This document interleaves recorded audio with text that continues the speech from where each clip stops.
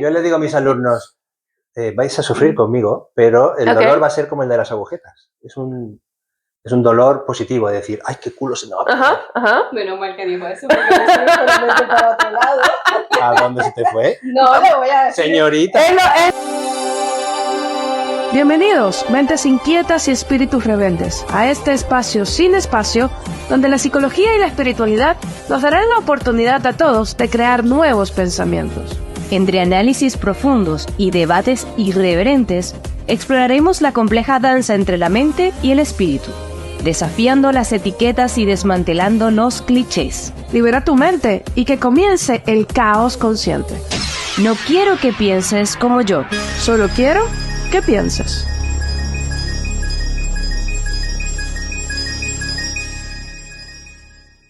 Buenos días, buenas tardes y buenas noches. Desde donde quiera que nos estés escuchando, bienvenidos a un nuevo episodio de Solo Quiero que Pienses, un podcast que no sabías que existía, pero que tampoco te imaginabas que lo ibas a necesitar tanto. Hoy, además de mi consecuente y recurrente invitada de siempre, hola, terrícolas. No estamos solas, hoy nos acompaña este señor que está aquí, que ya le vamos a decir quién es, porque vamos a tocar un tema bastante importante a todo nivel, no solamente a nivel psicológico y espiritual, pero bueno. Hola, bebé. Hola. Espero que hayan tenido una excelente y magnífica semana y que todos los movimientos astrológicos nos estén gustando ahora mucho más, que ya le hayamos agarrado el gustito. Sí, bueno, pero el sueño nos da, si no, que se los digo yo. Sí. Bueno, como decía Elsie, hoy con nosotros tenemos a una persona bastante importante que nos viene a hablar sobre un tema que nos toca a todos, de frente, completamente. Bienvenido, Daniel Rodríguez. Gracias. Pero antes de que empecemos con el tema, vamos a contarles quién es Daniel Rodríguez. Vamos a presentar quién es este señor aquí presente. Bueno, pero primero daros las gracias a las dos terrilocas del podcast, que esto es una maravilla, un podcast que aguanta un año, eso no es muy frecuente. No es muy frecuente, pero bueno, hemos pasado... Primero, la enhorabuena por aguantar, por pasar esa barrera. Pasamos de los 4 episodios y eso es bastante. Sí. Ya después de pasar 4 episodios, 5 episodios, ya lo demás es ganancia. Entonces yo les voy a contar, voy a leer mi chuleta acá. ¿Quién es Daniel?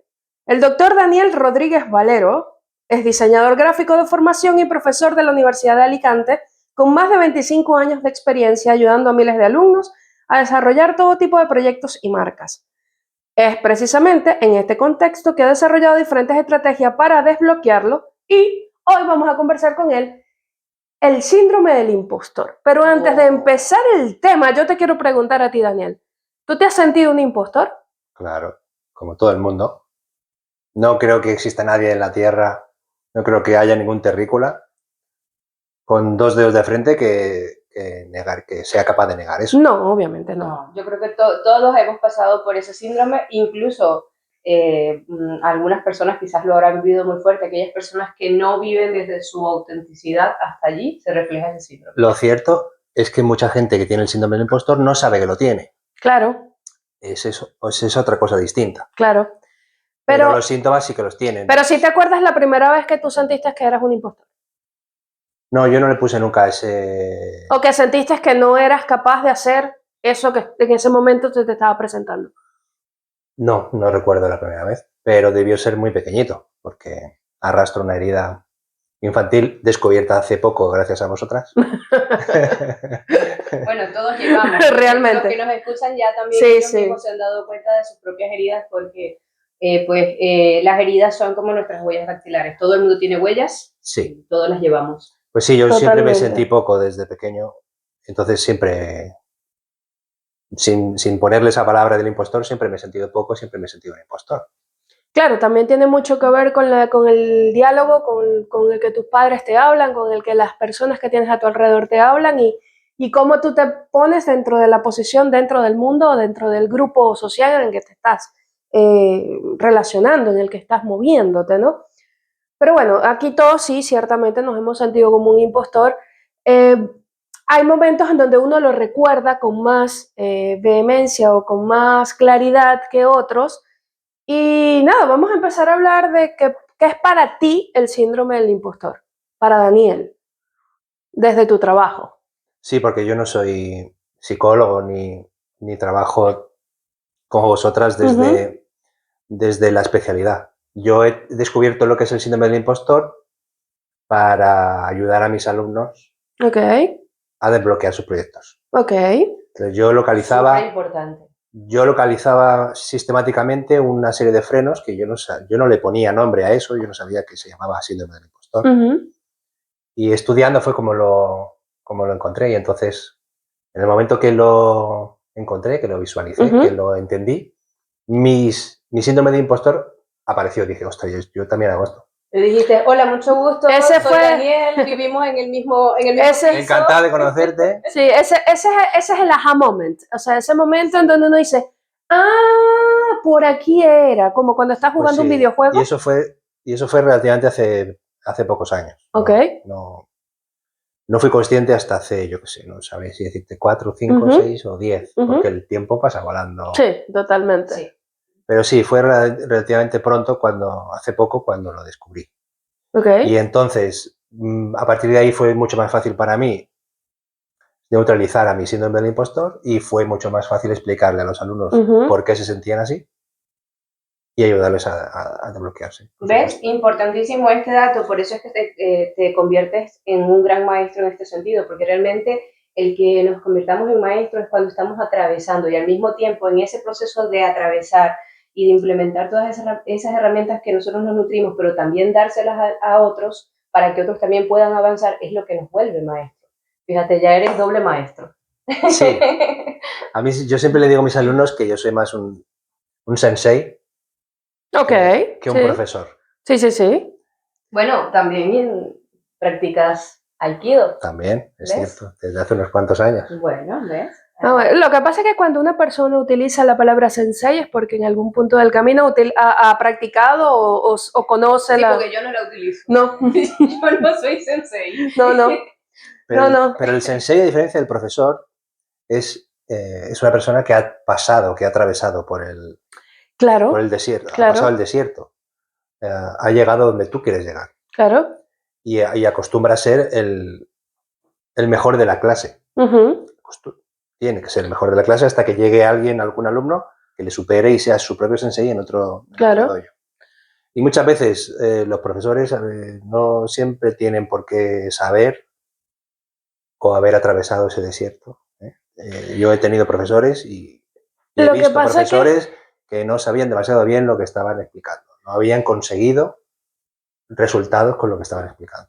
Y es por eso yo siempre distingo entre profesor y sensei. Sí, porque es que hay profesores que pueden ser muy buenos a nivel académico, te pueden tener mucho conocimiento, pueden haber estudiado, se pueden haber comido todos los libros de la biblioteca, pero a la hora de transmitir la información para el estudiante queda igual, ¿ok? Bueno, no estoy diciendo que sea necesario haber atravesado el problema y haber conseguido resultados. Pero eso te da un plus. Pero eso te da el plus, que es el que por eso yo le cambio la palabra. Y ese plus es el que te convierte en sensei, que es a lo que yo aspiro, a ser más un sensei que un profesor. Porque en algún punto... Un profesor que no haya pasado por la experiencia, pero sea capaz de explicarlo bien, va a conseguir buenos resultados. No estoy criticando... No, tranquilo. No estoy criticando eso, pero yo quiero ser sensei. Ok. Yo difiero un poquitito aquí porque considero que sí, atravesarlo implica una parte sumamente importante porque te amplía el panorama magistralmente para entender, incluso a veces hasta sin una conversación previa, poder entender realmente esa persona, el punto exacto donde está esa persona. Y eso solo te lo da el hecho de que atravesaste ese camino sí o sí, porque es que si no lo atravesaste no conoces las piedras, los árboles, las cosas que ese camino tiene. Tú puedes decir y puedes hablarlo, pero si no lo has atravesado no sabes exactamente ni siquiera dónde te va a costar caminar un poco más, dónde te puedes parar a descansar. Creo que estamos diciendo lo mismo, o sea, no es que, siempre es mejor haberlo atravesado, pero alguien que no lo ha atravesado y ha hablado con todos los que han atravesado, puede llegar, si transmite bien y explica bien, puede llegar a ayudar a los alumnos totalmente. de manera óptima. Pero obviamente, para mi filosofía, es mejor haberlo atravesado y por eso yo quiero ser sensei y no profesor.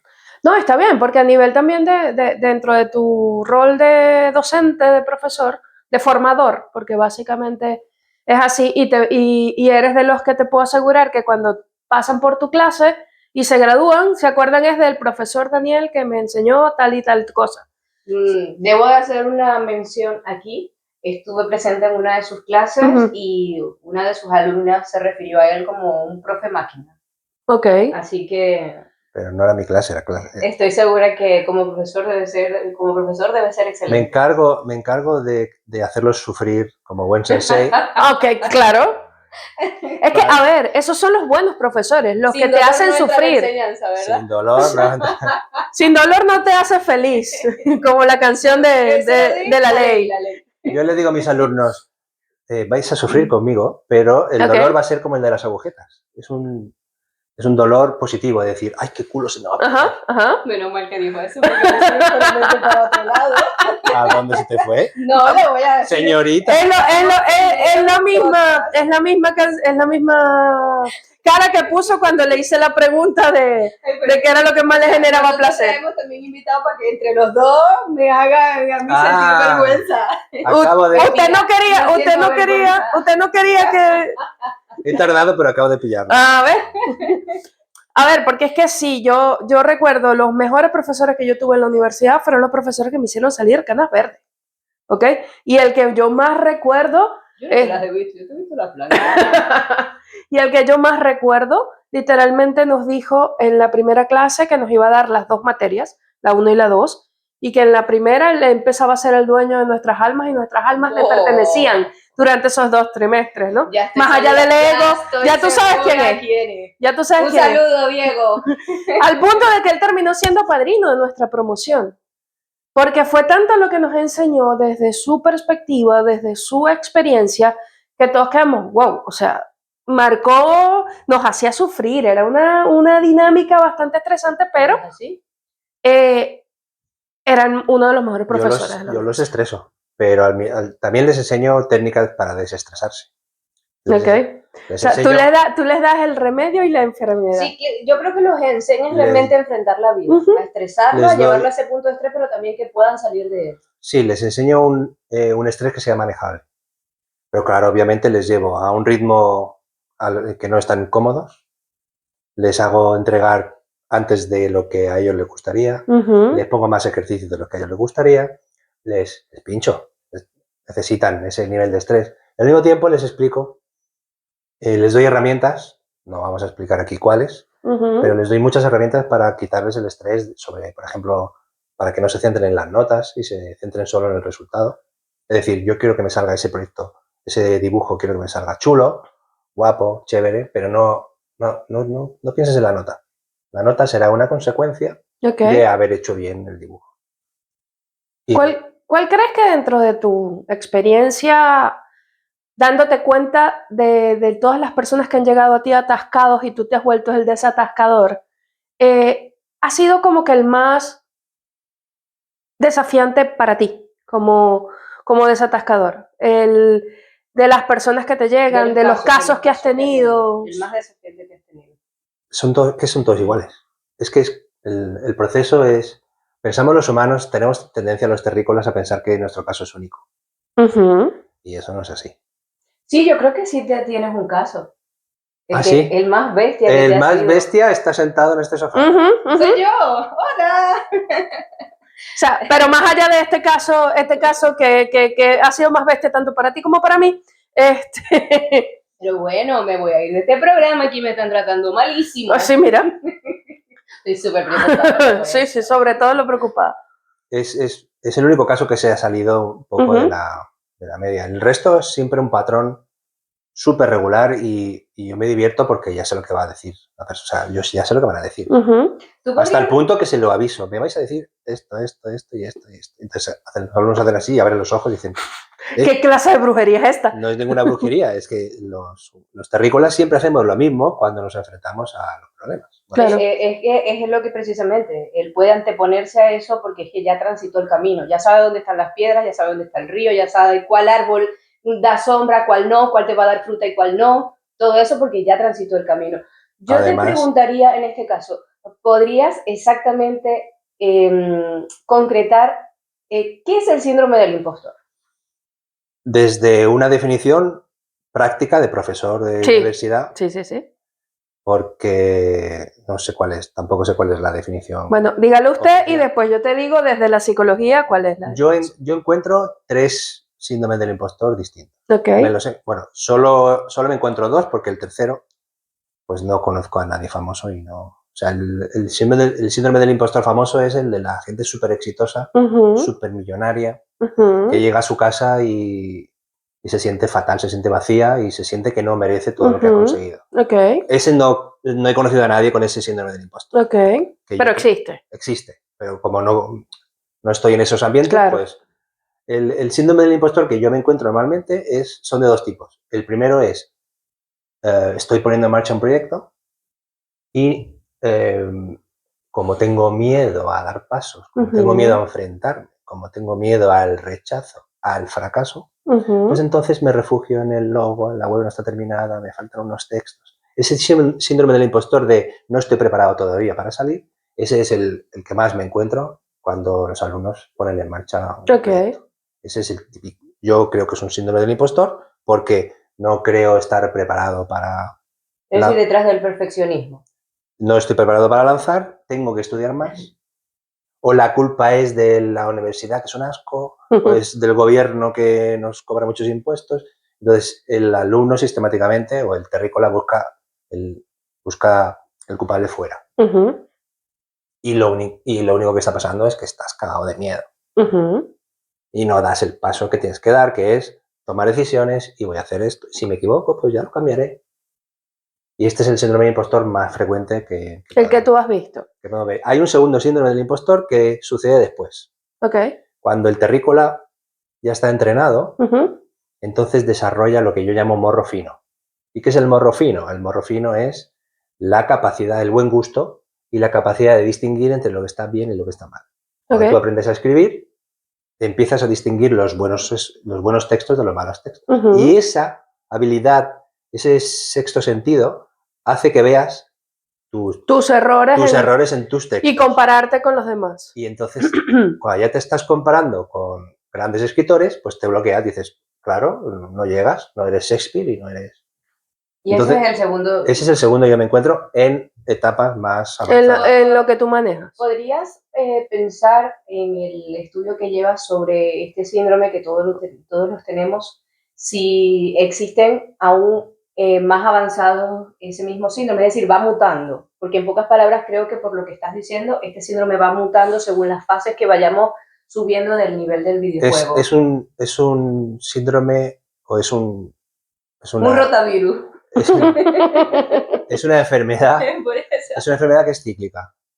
Cada vez que subes de nivel, cada vez que cambias de pantalla de videojuego o que cambias de cinturón, o sea, cuando pasas de cinturón amarillo al naranja, Ahí también va a haber un síndrome del impostor vas con a otra tener cara. los dos. Vale, Ok. vale. Al principio, cuando vuelves a enfrentarte a retos nuevos, Ujú. te da el primero, de no soy suficiente, Ok. que es cuando te dan ganas de huir. Y ahí es donde la gente se da de baja de la actividad a la que se han preparado, ¿no? Ujú. Y luego, al final de ese cinturón o de ese nivel de videojuego, adquieres otra vez morro fino, es decir, adquieres la sensibilidad de distinguir lo que está bien y lo que está mal, Ok. y te vuelve a dar el segundo, entonces te da el segundo. Es decir, si es que a mí me falta muchísimo. Ok. Y luego te vuelves a pasar el videojuego, vuelves a pasar el cinturón y todo vuelve a empezar porque de repente dices, anda, si aquí hay algo más. Ok. Y entonces vuelves a resetear. Lo que pasa es que cuantos más niveles avances, más... Los desafíos son distintos. Sí, pero te vas Y la acostumbrando. complejidad. Pero claro, te vas acostumbrando, diciendo, aquí hay algo que me suena. Entonces, el que consigue, el que tiene la capacidad Logras suficiente, darte cuenta a tiempo, o por lo menos detectarlo más rápido. te entrenas al dolor. O sea, entonces, por eso, cuando alguien lleva 10 o 20 años haciendo algo, es más difícil que lo deje Ujú. que cuando alguien lleva uno. Ahí es peligrosísimo. Claro. Porque los primeros chispazos del síndrome son tremendos, son Ok. muy bestias. Pero es algo cíclico, es algo que se va a dar siempre en cada nivel. Vale. Yo te voy a hablar desde la parte psicológica sobre el síndrome del impostor, que esto es un fenómeno. Esto no se clasifica como un trastorno psicológico como tal, sino es un fenómeno que hace a nivel psicológico afectar lo que es la parte de la autoestima la confianza y lo que es el bienestar emocional, porque está implícito una emoción tan importante como es el miedo. El miedo básicamente es una emoción protectora. Mucha gente la ve como algo negativo, pero es una emoción protectora que me está protegiendo de algo que me puede hacer Lo que daño. pasa es que como de costumbre, ni tan calvo. Ni con 2 pelucas, exactamente. ¿Puedo interrumpir? Estamos en modo conversación. Sí, Claro, claro. sí. Para mí el miedo no solamente es una protección, sino que es una brújula. Claro. Cuando tú tienes miedo a algo, tu ego o tu subconsciente, no sé quién, porque no soy psicólogo, te está diciendo 2 cosas. Ten cuidado con eso, que te va a hacer daño, y al mismo tiempo te está diciendo, enfréntalo. Ahí es donde tienes que...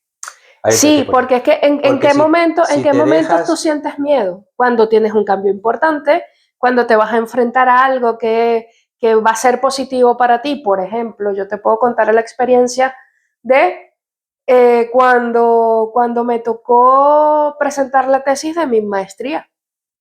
Yo pasé 2 semanas con una gastritis que tomaba agua y me ardía el estómago, no comía, cualquier cosa que hiciera me iba a dar igual gastritis. Y en el momento que empecé con el buenos días, mi tema es tal, se me fueron todo, se pasó todo, ¿ok? Y lo que más me conectó fue cuando hay algo que te da miedo, pero ese algo es bueno, hay que hacerlo con miedo porque te va a generar algo positivo. Entonces, a veces el miedo te puede paralizar o te puede dar esa gasolina para avanzar. Depende de cómo lo gestiones. Exacto. Si tú dejas que el miedo se apodere de la situación, lo que tú temes se convertirá en realidad. Totalmente. Si tienes miedo que tu pareja te deje, tu pareja harás y de manera inconsciente todo lo necesario para que tu pareja te deje. Si tú tienes miedo a que te rechacen porque eres vendedor, harás todo lo posible, subcomunicarás todo lo necesario para que la persona te rechace y no te compre. Okay. Pero si le das la vuelta, el miedo te está diciendo dónde tienes que trabajar. Claro. Si tienes miedo a que tu pareja te rechace, ese miedo te está indicando dónde tienes el trabajo. Si tú tienes miedo a que alguien, y eres vendedor y tienes miedo a que te rechacen, el miedo te está indicando dónde tienes que poner el foco. Si tú tienes miedo a hablar en público, el miedo te está diciendo que necesitas hablar en público. Si tienes miedo al rechazo, tu miedo te está diciendo enfréntate al rechazo, acostúmbrate al rechazo, acomódate al rechazo. ¿Tienes miedo al rechazo? Vende Vodafone y deja que te digan que no 27 de cada 28 veces. Claro. Y al final tu cerebro dirá, pues me han dicho 27 veces que no y no me he muerto, aquí sigo. Ya, realmente no tengo nada que temerle, no pierdo nada. Hablando de perder, a lo largo de los años he empezado a generar una hipótesis que todavía no tengo validada, porque es reciente, y es que los alumnos que son que tienen empresas, que son más mayores y que tienen más éxito, son los que tienen los síndromes del impostor más bestias que yo he visto. Bueno, fíjate que yo acá tengo, dentro de los tipos de síndrome del impostor, de los que ya tú mencionaste, de la persona que es perfeccionista, de que no tengo todo listo, de que me falta el logo, de que me falta la web, etcétera, etcétera. También está el experto, que es el que nunca se siente total y absolutamente capacitado para hacer algo y tiene que ser total y absolutamente experto para poderse Porque lanzar. el experto tiene el morro muy fino. Entonces, cuanto más fino tengas el morro, más vas a detectar. Cuanto más buen gusto tengas, que eso es lo que pasa cuando entrenas algo. Ajá. Si tú te dedicas al diseño gráfico muchos años, acabas adquiriendo un gusto y una sensibilidad que te hace ver de errores donde los demás no ven nada. Exactamente. Y eso, si no lo gestionas bien, va en tu contra. Exactamente. También está el genio natural, que es el que cree que si tiene que esforzarse mucho es porque realmente no es bueno. Está el individualista solitario, que cree que pedir ayuda es un signo de debilidad. Y el superhumano, que es el que se sobrecarga de trabajo para demostrar que es válido y capaz. Ese soy yo. Bueno, si yo tuviera que hablar desde mi parte, les comentaría que realmente detrás de este síndrome que todos tenemos, porque todos en algún área de nuestra vida tenemos este síndrome del impostor, realmente es una herida, es una de las tantas máscaras, como yo siempre les he hablado, las heridas tienen muchos cambios de vestuario y este es uno de los vestuarios que también utiliza una de las heridas precisamente porque es la herida del no merecer, ¿vale? De la no valía, de no ser capaces, porque al sentirnos inmerecidos, sentimos al mismo tiempo que no somos capaces de alcanzar las cosas que vemos en otras personas, que probablemente queremos copiarlas, queremos tener eso, pero no nos sentimos con la valía suficiente de ser capaz también de tener lo que tiene esa persona, ¿vale? Entonces, detrás de esto, no voy a decir qué herida es, pero detrás de esto está la herida. Sí, claro. Bueno, si pero si sientes eso, pues si todas las personas, no, si todas las personas que nos han escuchado, que han escuchado todos los episodios, todos los demás han escuchado los episodios de las heridas, van a saber cuáles. Es correcto. Y además nosotros tenemos gente inteligente dentro pero además cuando la gente los terrícolas somos normalmente envidiosos. Es una sombra que está allí y que sirve de dos fases. La envidia no es negativa solamente ni es mala, al contrario. La envidia realmente cuando la trabajas desde el punto que la reconoces y la vuelves luz, es la que precisamente te hace alcanzar la gran mayoría de las cosas materiales que logras tener en tu vida. Es a través de ella. El ser humano siempre ha sido envidioso porque está en nuestro ADN siempre querer mejorar. Claro. Y llevar la mejor comida a la tribu y estar a gusto y que los niños crezcan sanos y fuertes, eso está en nuestro ADN. Entonces, que parte del propósito de vida que cada uno se logre, pero también está que cuando tú empiezas a compararte de por qué él tiene un mejor coche del que tengo yo, de por qué él tiene una casa con 3 pisos y yo vivo en un apartamento 2x2, entonces allí es donde se empieza a manejar la connotación de una envidia negativa. Es que la envidia está conectada con el síndrome del impostor, porque si tú te preguntas por qué él vive o el vecino tiene una casa de 3 pisos y tú vives en un apartamento de 20 metros cuadrados, el síndrome del impostor probablemente te haga decir que tú no eres capaz de llegar allá. No, que el vecino lo ha conseguido por suerte, o porque tiene contactos, porque ha heredado. Y eso es síndrome del impostor. Es decir, yo soy un impostor, no soy capaz de conseguir eso y por lo tanto, ¿qué me invento? Me invento una excusa razonable para que mi ego se sienta tranquilo. ¿No? Y esa es pues la suerte y las típicas excusas que utiliza la gente para criticar al que tiene más. ¿Por qué? Porque a la gente le gusta el dinero, la gente envidia a los que tienen más que ellos, pero no están dispuestos a hacer el sacrificio que hace falta para llegar ahí. La gente quiere las vistas del Everest, pero no quiere subir el Everest. Y entonces ahí es donde el síndrome del impostor echa una mano. Dice, bueno, es que no es ecológico subir al Everest porque hay muchas cacas. Y hay, no sé, y te inventas una excusa. O hace mucho frío y no quiero, y no me gusta el frío. Sí, pero tú sigues envidiando la vista. Sí, claro, entonces totalmente. llegas al punto de que en esa envidia sigues envidiando esa vista, sigues envidiando a la persona que llegó allí y esa envidia comienza a rotarse completamente hacia lo más oscuro de esas sombras que tenemos. Y comienzas no solamente a decir que es que la montaña hay muchas cacas, que no es ecológico, sino que comienzas a tirarle flechas a esa persona que llegó ahí arriba. Comienzas a denigrarla, comienzas a desvalorizarla, comienzas a quitarle... se están cargando el medio ambiente, exactamente. ¿no? Están estropeando la montaña. Fíjate lo que puede hacer esa sombra. Están explotando a los sherpas que suben. Cuando lo llevamos completamente al lado oscuro, al lado completamente negativo, inconsciente y lo dejamos vivir. Y va a estar asomándose todo el tiempo. ¿Por qué? Porque está dentro del inconsciente y en el inconsciente tenemos un montón de cosas que quieren vivir la vida como la estamos viviendo desde el lado supuesto luz que tenemos. Entonces él va a salir desbordado, desorganizado, incontrolable y completamente inconsciente. Tú no te vas a dar cuenta que estás ejecutando esas cosas, que estás diciendo esas cosas, hasta ya después mucho que le hayas dicho, que sí lograrás centrarte y darte cuenta de lo hice. Claro, pero es que yo pienso que a nivel espiritual, aquí metiéndome un poco dentro de tu terreno, tiene mucho que ver con el ego. Sí, claro. Tiene mucho que ver con el ego porque decir yo no soy capaz y asumir desde el ego que yo no puedo hace que te bloquees. Claro, pero es que el ego es precisamente esa otra cara. Tú sabes que yo siempre he hablado que la cuerda tiene 2 puntas. ¿Vale? Sí, claro. Y tiene que caminar en medio. Bueno, el ego y el miedo son hermanas. Exacto. Es lo mismo. Eso es la misma moneda con una cara diferente. ¿Por qué? Porque ambos precisamente lo que nos ayudan es para transitar toda esta experiencia que tenemos aquí como humanos. Depende de nosotros de qué lado queremos transitarla, completamente desde la oscuridad, completamente desde la luz, o sencillamente integrar las dos y saber que somos una dualidad y que tenemos que saber equilibrar entre las dos siempre, mientras vamos transitando y vamos experimentando todo esto. Ojo, y aprender sobre todo a aceptar y experimentar todas esas experiencias que no queremos, aceptar que tenemos envidia, aceptar que tenemos periodos de irritabilidad, aceptar que tenemos periodos donde siempre estamos testarudos y no queremos aceptar las cosas, aceptar que a veces en cosas no somos buenos y tenemos sencillamente que volver a desenfocar para enfocar donde sí seamos buenos y todo eso, pero es necesario aceptar esa parte oscura para trabajarla con la parte de luz y hacer ese equilibrio.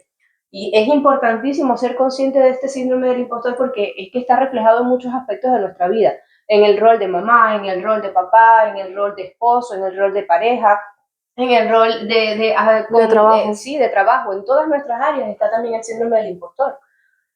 ¿Qué podríamos hacer si nosotros detectamos que lo tenemos? Porque sé que todos lo tenemos. ¿Qué podríamos hacer para ayudarnos? Decirle cállate. Oye, pero así. Así, calla. Es que tiene que ver con el diálogo interno, ¿no? Calla y aparta, sí, porque como es una cosa... Bueno, lo primero es quitarle importancia. El síndrome del impostor es algo muy humano, muy terrícola y hacemos todos y no es ni bueno ni malo. Es algo que pasa. Una vez detectado es más fácil decirle que se calle.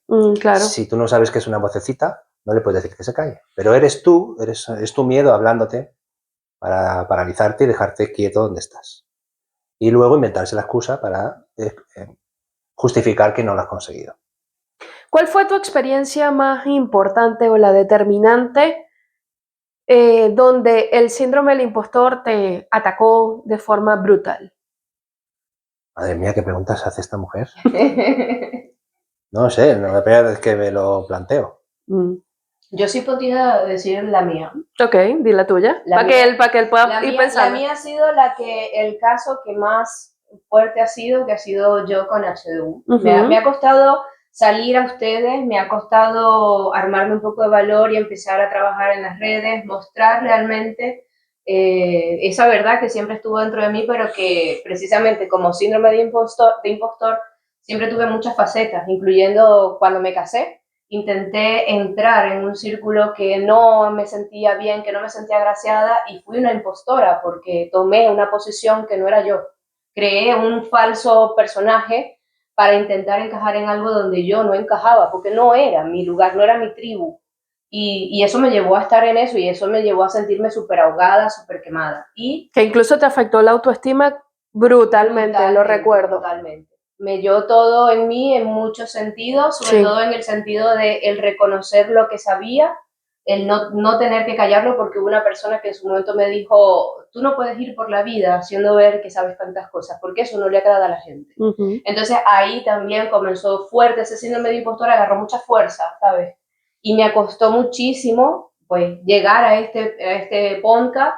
Me sigue costando. Nos costó 2 años. Nos costó 2 años. Sigo trabajándolo y él me ayuda muchísimo en todo lo que tiene que ver con HDU porque aún me cuesta muchísimo. Y bueno, me he apoyado mucho en él en este tiempo, que es el que me da todo el tiempo ese visto bueno, me aterriza mis pensamientos cetáceos a tierra, al lenguaje terrícola. Y bueno, me da también esa patita en el culo y tú también para que salga de ahí, de esa zona de confort victimista del síndrome del impostor. Lo que pasa es que a veces uno como impostor lo que hace es ver desde adentro y le corta importancia a los que vemos desde afuera, que sabemos que si en tu caso, si haces eso que te estamos diciendo Daniel y yo, métete por aquí, que por aquí lo haces bien, porque tal. Entonces tú dices, no, me están hablando con palabras de amor, o me lo están diciendo porque como me aman, entonces ellos lo están diciendo. Y no. Entonces no deja, o sea, le restas importancia a lo que te pueden decir que nadie te lo está diciendo por mal, ni por querer ridiculizar, sino te lo estamos diciendo desde... Dale, porque creemos en ti, porque creemos que lo puedes lograr y porque creemos que haciendo las cosas que tienes que hacer y que las hagas, vas a ir desbloqueando todo eso. Ese es el detalle, hacer las cosas, ¿verdad? Exacto. Ese es uno de los puntos. Es el punto principal. Es Y hacer. hacemos un pequeño corto para dejarles saber que gracias a este episodio con el profesor Daniel Rodríguez nos hizo ver un síndrome del impostor que también estaba, y era que no les habíamos dejado canales para que ustedes pudieran contactar con cualquiera de las dos para poder tener alguna sesión con alguna. Ciertamente, y si tú quieres vivir una experiencia transformadora, lo que es tener una sesión con Eve o una sesión conmigo, acá abajo te dejamos el link para que puedas contactarnos y vivir una experiencia desde la psicología no convencional y la terapia espiritual. Así que continuamos con el episodio. Es hacer sin pensar otra cosa. Hacer y hacer, equivocándose y acertando. Solo estar pensando en hacer. ¿Cómo se generaron los mayores descubrimientos en la ciencia? Con ensayo y error. Sí, pero el terrícola siempre tiene miedo, siempre tenemos miedo al error, ¿no? A equivocarnos. Porque, y eso seguro que tiene que ver también con la herida de validación, si es que existe tal cosa. No, bueno, está dentro de una. Sí. Pero la herida es otra, son 5. Muchos terrícolas tendemos a valorarnos por lo que conseguimos y por lo que ganamos y por nuestros éxitos, ¿no? Claro, aunque eso viene de transgeneracional, porque sí, como nacemos como una tabula rasa, a medida que vamos creciendo, vamos creando información de nuestra claro familia. Que seamos una tabula rasa. Cuando llegas en cero, no. ¿ok? A nivel de la vida. Pero cuando vas creciendo, te vas llenando de todo el bagaje transgeneracional de tus papás, etcétera, y ahí es donde tú vas generando tu propio pensamiento. Hay teorías de memoria de ADN que van por otro sitio. Sí. Pero bueno, dentro de unos años lo sabremos con certeza. Exacto. Sí, es también lo que se habla precisamente de esa reencarnación. Pero es otro tema para tocar y que no vamos a tocar ahorita, pero es ese... Reencarnación o memoria del ADN. Exactamente, pero... de vidas pasadas, de ancestros tuyos que se han quedado en tu ADN y que tú eres capaz, algunas personas son capaces de acceder a esos archivos. Pero nada, ¿no? Creo que lo dejé pensando con la pregunta. Hemos ido saltando de unas cosas a otras. No, eso es normal aquí. Sí. Es interesante, ¿no? Aquí una de las cosas que no nos gusta es ser tan rígido. Sí. Hemos hablado de envidia. Exactamente, que como si estuviésemos sentados tal cual como estamos, tomando café. Vitamina C, sí. Y conversando precisamente, porque es a través de eso que tú... Pero pensando en los que van a ver esto, creo que necesitan consejos o herramientas o estrategias para... Vale. ¿no? Lo primero que hemos dicho es cállate, es decir, detecta el síndrome, luego dile que se calle, que aparte, y haces. Es decir, tú dime lo que quieras, que no te voy a hacer ni caso, y yo voy a seguir. Es decir, voy a seguir entrenando, voy a seguir bailando, voy a seguir nadando, jugando al tenis, haciendo karate, lo que sea. Okay. Y aunque tú sientas que eres un impostor, tú sigue entrenando, sigue dándole patadas al balón, o sigue dándole patadas al saco. ¿Y a las personas? ¿No? Y a las personas también. Si haces artes marciales mixtas, pues revuélcate, peléate y sigue entrenando. No hay otra. Es que no hay otro secreto. La persistencia. Ese es el gran superpoder. No el talento, la persistencia. Y yo te agregaría una que es: búscate a alguien que te ayude a hacer todo eso, porque a veces en redes tú escuchas, es que tú tienes las herramientas, es que tú haces esto y aquello, es que tú nada más que tú y solo tú es el que puedes con todo esto. Pero a veces una persona humanamente o psicológicamente hablando no tiene la fuerza y la energía para hacerlo. Entonces allí es donde entra la figura de un mentor en el área empresarial, de emprendimiento, de un psicólogo, de un terapeuta espiritual, de la persona que decida, pero que te dé empuje. Que sea tu cargador para que cuando tu batería esté muy bajita para ese estado optimista de querer superar eso, Exactamente. pues, esa persona que está a tu lado acompañándote en el proceso puede enchufarte otra vez la carga y llevártela otra vez al 100. Que no se nos olvide que también tienes a los compañeros, porque como seres sociales que somos, si tú te has apuntado a baile, pues estás en un grupo. Exacto. Apóyate en el grupo. Exacto, lo mismo pasa en el teatro. En el sensei o en el mentor también, pero es que tienes un grupo de gente que también está teniendo el síndrome del impostor. O los que llevan más tiempo que tú, aprovecha y sigue sus consejos que te van a decir, te paso igual. Yo cuando empecé, y claro, tú no, cuando los ves bailar, por ejemplo, si estamos hablando de baile, dices que tú no encontrabas, o sea, que tú tenías dos pies izquierdos, pero si bailas fenomenal. Claro, porque lleva 10 años, 5. Entonces tú estás viendo lo que va a ser tu futuro si sigues bailando 5 años. Yo te voy a contar. ¿Y qué hace el terrícola? Es que él es especial, es que él...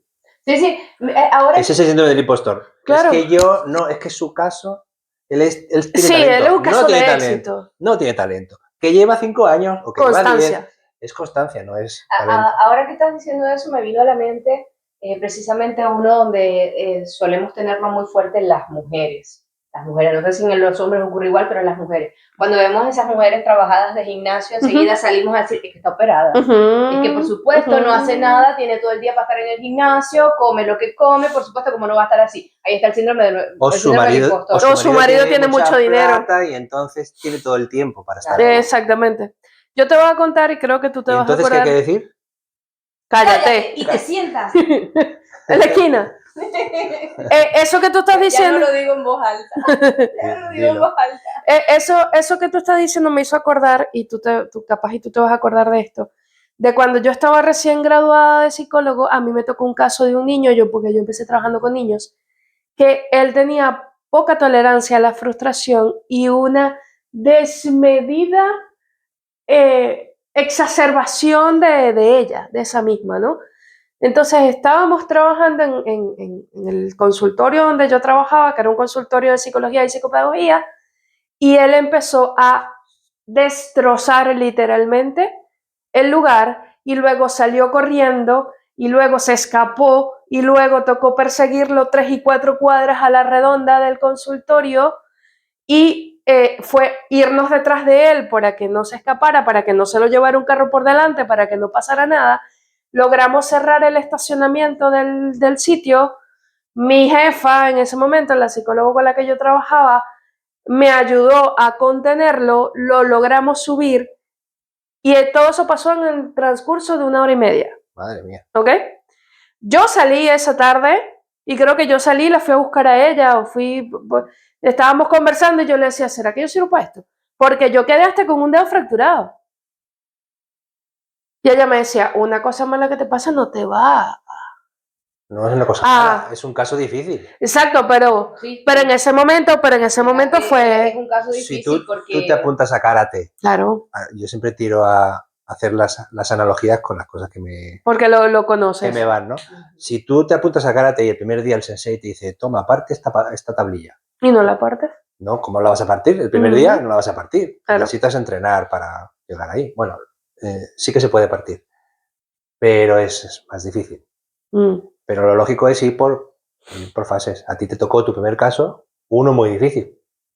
Entonces, no es que tú no sirvas para eso, es que te enfrentaste a un caso demasiado difícil a la primera. Que claro. Cuando no se tiene experiencia, pues... Claro, te digo, que no tenía, ¿qué? 1 año de graduada, una cosa así. Entonces, lo primero que hace el cerebro es buscar... el miedo te lleva al síndrome de impostor. Yo no valgo, yo no sirvo para esto, o el síndrome, el contrario, que es el envidioso. Es que él o ella ha heredado, es que su marido tiene plata, es que lo que sea para convencerte de que tú no vas a conseguir eso. Claro. Que te quedes tranquilo porque no lo has conseguido. Bueno. Que el síndrome de impostor sirve para eso. Sirve para que no sufras al no conseguir el objetivo que te habías puesto. Y quedarte en tu zona de confort, en lo que yo conozco y en lo que yo me siento, como mi sopita caliente, con la manta, viendo Netflix. Y justifico mi zona de confort. Bueno, y por eso hay que decirle que se cae. A mí me debe pasar entonces algo allí, y ya estoy segura que ese es un síndrome del impostor también, pero me pasa algo súper, vamos a decirlo, random. Por ejemplo, cuando son situaciones difíciles, es cuando yo mejor realizo lo que sea. O sea, es cuando mejor salto. Desde mi parte de presión, mejor lo hago. Pero cuando más bien tengo el tiempo, tengo como la calma, tengo como el espacio para hacerlo, es cuando realmente me ataca brutal el síndrome del impostor. Lo que pasa es que ahí te da chance de pensar. Yo De creo ahí que te da ahí chance ves, de es cuando pensar me da y chance de... a escuchar la vocecita que me dice que... Sí, la pensadera. Porque a ti te gusta trabajar bajo presión. Yo creo, no sé si es que me gusta o es que precisamente mi historia de vida me ha llevado a que siempre tengo que trabajar bajo presión, entonces no lo pienso, sino que ejecuto. Es que bajo presión no puedes, no te da tiempo a pensar. No da tiempo a pensar, es accionar. Pam, pam, pam, pam, pam, pam. Entonces, claro, cuando tienes un chance de decir, bueno, me voy a sentar a Las personas que planificar. sobrepiensan necesitan entrenar ese cállate, ¿no? Para Sí. centrarse solo en actuar. Es decir, cállate que voy a escribir. Le voy Entonces, a decir a mi luna en Géminis, cállate. cállate que voy a dibujar, cállate que voy a bailar, cállate que voy a darle patadas al saco, cállate que voy a darle raquetazos a la pelota, lo que estés Claro. aprendiendo. Y cállate que necesito, es que iba a decir tengo que. Estoy en una cruzada contra el aikeísmo, que es algo fatal. Entonces, pero necesito entrenar. Cállate que necesito entrenar. Explica ese pedacito que es interesante. Bueno, esto es gracias a Peter, mi terapeuta. Ok. Es un crack. Le mando un abrazo desde aquí. Y me encantó lo que me dijo, es que no tienes que nada, ni hay que nada. O sea, tú no tienes que trabajar, ni hay que trabajar. Necesitas trabajar para ganar dinero, pero no tienes que trabajar. Ese fue el ejemplo que él me puso. O me puso un ejemplo de no tienes que ir a clase. Necesitas ir a clase. Necesitas ir a clase. Entonces él me decía, porque yo no era consciente que yo utilizaba el hay que o el tengo que, una frase sí, otra también. Es decir, en pocas palabras lo que hizo que te cambiara el deber por el querer. Sí, él me decía, sustitúyelo por quiero o necesito, porque no siempre es necesito. A veces que quiero ver una película, no necesitas ver una película. Yo te diría, si hablamos del golf, ¿lo quieres o lo necesitas? Las dos cosas. Las dos cosas, porque el golf es ahora mismo mi momento zen, mi momento de atención plena, donde se detiene la pensadera. ¿Y has estado presente en algún momento el síndrome del impostor? ¿En el golf? ¿En el golf? No, porque lo tengo entrenado. Es decir, sí, el síndrome del impostor apareció el segundo día, porque el primer día que te apuntas a algo hay un pico de la suerte del principiante, se llama. El primer día siempre... Claro, la emoción y la expectativa de cómo es, a pesar de que ya uno más o menos sabe. El primer día siempre consigues algo así como muy loco, ¿no? Que qué bueno soy. Y el segundo día te aterriza, te da la torta de realidad. Wow. Y entonces ese bache yo le llamo el foso de la desesperación. Y es corto, y en ese foso, ese día o 2 o 3 que dura, es donde la gente se da de baja de las actividades nuevas a las que se apunta. Y ahí hay que decirle al síndrome, cállate, que solo llevo 2 días. Entonces, como yo estoy muy entrenado, porque claro, como diseñador gráfico, llevo haciendo proyectos desde cero, desde hace más de 30 años, entonces yo estoy entrenado a comenzar actividades nuevas cada 2 por 3. Entonces, una mente entrenada, pues le cuesta menos la costumbre. Claro. Te duele menos el síndrome de la página en blanco, a mí no me hace ni cosquillas, me hace cosquillas. Yo no tengo ese momento de que, ay, ¿qué hago? ¿Qué hago? Calla y escribo. Luego borro, a lo mejor es una caca y lo borro. Y lo que vas haciendo es filtrar lo que sirve, lo que no sirve. Por ejemplo, a mis alumnos de diseño gráfico les digo, creas un documento nuevo, te sale una pantalla en blanco, lo primero, métele un cuadrado negro. Y tu primera acción es meter un cuadrado negro que ocupe todo el fondo del formato. ¿Para qué? Para que no haya una pantalla en blanco. Tu primera acción es hacer algo. Ya estás haciendo algo. Cuando estás haciendo algo ya no estás pensando, ya no estás haciendo el caso a la pensadera, al síndrome del impostor. Ya has puesto un rectángulo. Muy bueno eso. Y entonces, ¿qué es lo que tienes? Ay, pero es que quiero fondo blanco. Pues quítalo, bórralo, ya te llevan 2 acciones. Ya sabes, cuando te vas a sentar a escribir el libro, pones un cuadrado negro. No, ya comencé. En el caso de escribir no sería poner un cuadrado negro, sería poner una línea. Yo lo puse morado. Bueno, también. Pero escribir una línea. O sea, si es escribir, escribe una línea. Ok. Y si es Quaragov, es pegarle pegar bolas. No te detengas a pensar si vales para eso o no. Pega bolas. Sí, no mires a otro. Céntrate en pegar toda la bola, sí, le des por arriba, por abajo, por los lados. Créeme, yo a las bolas, cuando voy a veces a jugar golf, le doy por todos lados, a veces doy vuelta, porque hago un swing. Pero el primer día le pegaste Claro, alucinante. El primer día sí. Y sobre todo cuando me empiezo a cabrear más, porque siento que no me sale, es cuando peor me sale. Y yo creo que es ahí cuando comienzo a hacerle caso a la vocecita que me dice, no le vas a pegar, Bueno, lo vas a hacer mal. Me pasó aquel sábado. Salimos al campo y había hecho un cambio técnico en el swing. Ok. Y entonces no daba una. Porque había cambiado un ángulo de giro de la cadera y entonces el palo ya no bajaba por donde bajaba. Tenía que bajar, sino por otro lado. Bajaba más arriba y entonces no le daba la pelota. Y me cabreé como un mono. Aunque yo sabía que la explicación era esa, que había habido un cambio técnico, entonces yo estaba otra vez en el comienzo, en el foso de la desesperación del nivel siguiente, que era aprender a hacer ese swing con el giro de la cadera correcto. Entonces, en pocas palabras, podríamos decir que el síndrome del impostor nos mantiene en ese foso de desesperación. Sí. Pero silencioso y calmados, sin darnos cuenta que estamos en el foso. Te mantiene en el... da dos veces, en el foso y en la fase del morro fino. Vale. Te mantiene en el foso para que te rindas. Y no empiezas lo que quieres empezar. Y no pases la etapa de sufrimiento de ir avanzando en la pantalla del videojuego.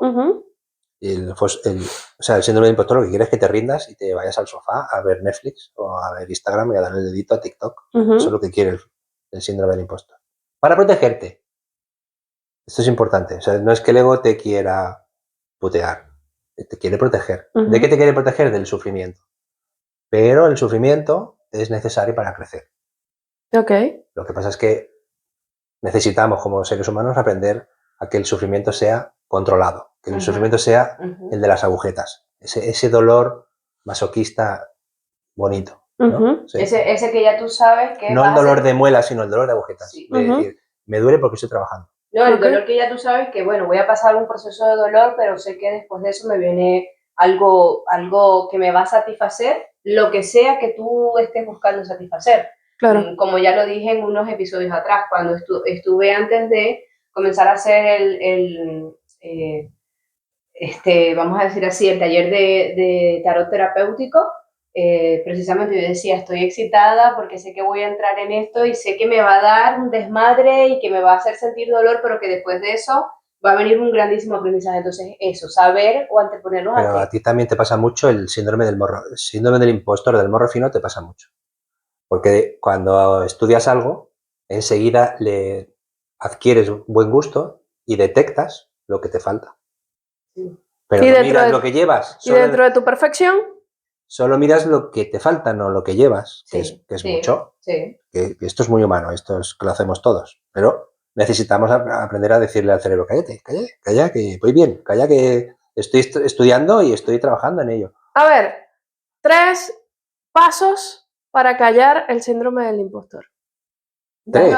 Sí, 3 pasos como cápsula efervescente. Como cápsula efervescente. 3 pasos. El primero. Detectarlo. Ajá. O sea, lo primero necesitas entender por qué está pasando lo que te está pasando. Okay. Eso da mucha paz mental. Ok. Porque ya no lo ves como algo, no sé lo que me pasa. Porque el problema del ser humano es no entender lo que te pasa, el cerebro no lo puede soportar. Ok, número 1, detectar. Número 2. Número 2, aprender a decirle que se calle. O sea, aprender a ignorar esa vocecita. Okay. Y darle la orden, pegarle un ladrido como así muy capitán, muy general. No, también puede ser un ladrido como los chihuahuas, porque es que los chihuahuas te aturden. Si le das un ladrido como los chihuahuas, lo aturdes. y número 3. Actuar. O sea, detectar, callar y actuar. Muy bien. Ya lo saben, los 3. Y si hubiera un cuarto, seguir. Repetir. Vale, repetir. Detectar, callar, actuar, repetir. Porque solo la repetición es el poder de la repetición. Solo la repetición te lleva a los sitios interesantes. Ok, muy bien. Y con esto creo que podemos cerrar este episodio de hoy, que estuvo bastante nutritivo, bastante lleno de información, sin antes agradecerte por aceptar la invitación y darnos un poco de tu sabiduría dentro de este campo. A mí me gustaría cerrar todo esto con esta frase que dice: el síndrome del impostor no desaparece con más éxito, sino con más autoconfianza. Confía en ti, trata de manejar tu diálogo interno a tu favor, no en tu contra. Que esa vocecita que tienes adentro trabaje para ti, no trabaje para la parte de afuera, porque como decíamos en el episodio anterior, hay que mirar hacia dentro.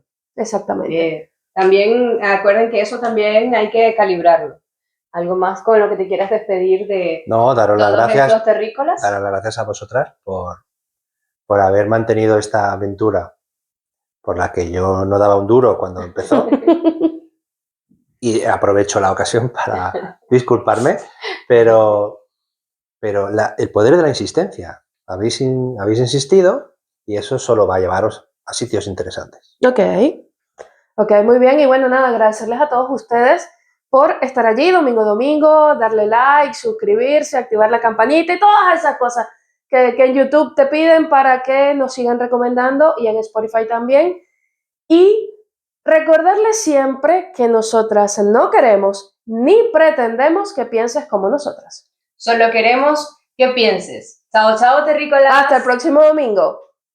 Si te ha gustado el vídeo de hoy, he preparado un regalo para ti. Se trata de un fragmento de una masterclass que tengo sobre creencias limitantes y síndrome del impostor en la web de nomehagascaso.com. Solo tienes que darte de alta en la newsletter, es gratis y puedes darte de baja siempre que quieras. En nomehagascaso.com/solo quiero que pienses. Tienes la URL debajo en la descripción. Entras, te das de alta y te descargas ese vídeo de 10-15 minutos profundizando en uno de los temas que hemos hablado en el capítulo. Gracias. Sigue pensando, sigue cuestionando y, por el amor de todas las cosas trascendentales, piensa por ti. Nos vemos en el próximo Caos Consciente.